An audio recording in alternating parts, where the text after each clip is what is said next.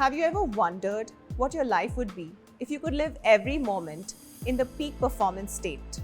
Have you ever wondered what it would feel like to engineer creativity? Today I'm going to talk about the state of flow. The state of flow is a state of mind when we are performing at our optimum and best. We experience a state of flow when we are so immersed in a task when we don't even realize the pains, physical or mental, that it is causing us. This state of heightened creativity is experienced by creators when they are immersed in their field of work. So what do we really mean by the state of flow? Flow is defined by Dr. Mikhail as a state in which we are completely immersed in the task that we are doing. It is experienced by artists when they are immersed in creating a piece of art, be it music, theatre, sculpture, or whatever it is that you're working at.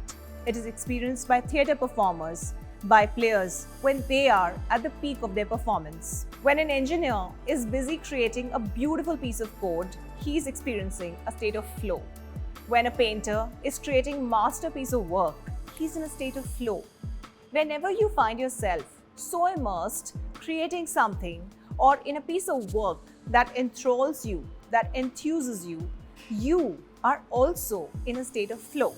Today, science has been able to re-engineer the composition of the brain at the time that one is experiencing a state of flow. We clearly know what is the concoction of the chemicals in the brain when any artist is experiencing a heightened state of creativity.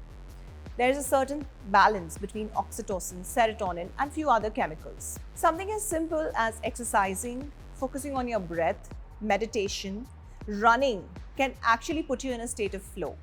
Reading books across the paradigms, across spectrum, across disciplines can help you with pattern recognition, which is another quality that takes to get into a state of flow.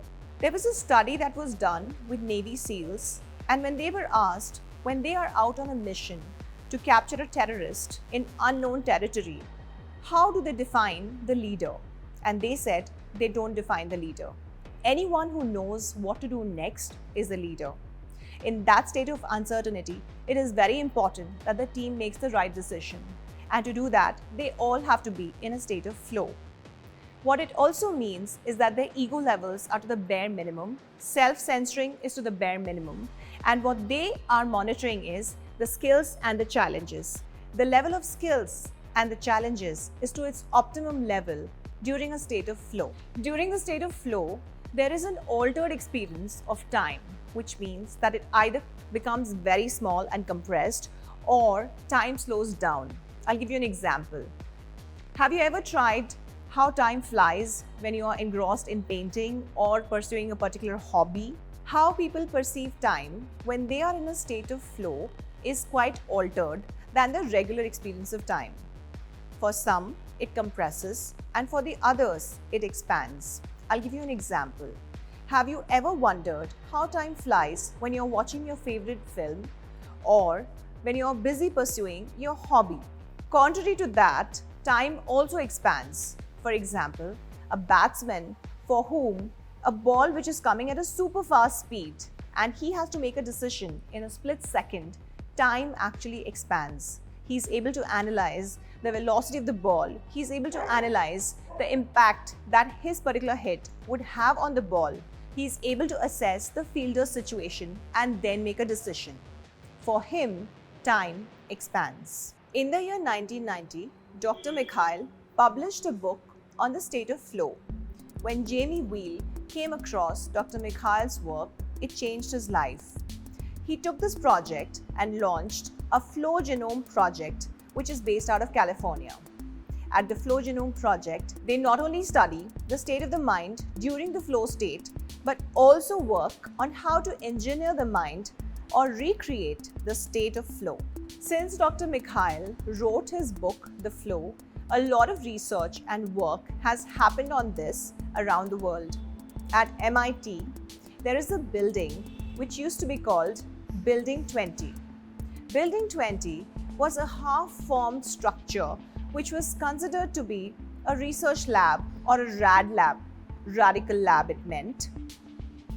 Anybody or any group that would approach MIT and was looking for a space to innovate, Building 20 served as a research center, an incubation lab, and whatnot. Most of the companies that started out at Building 20 turned out to be really successful.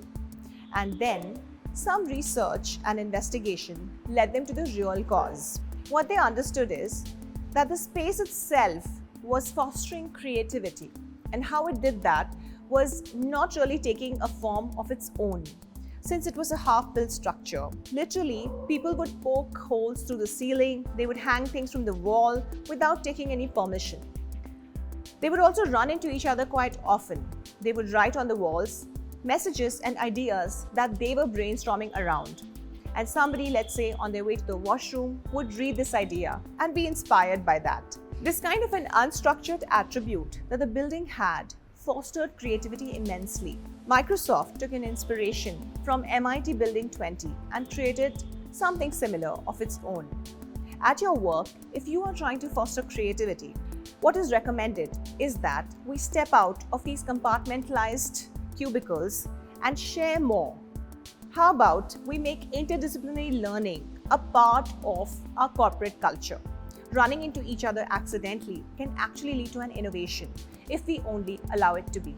So I hope that now you know what the state of flow means and how you can achieve it, not only at a personal level, but also at a professional level, so that not only you, but your organization as well can benefit from it.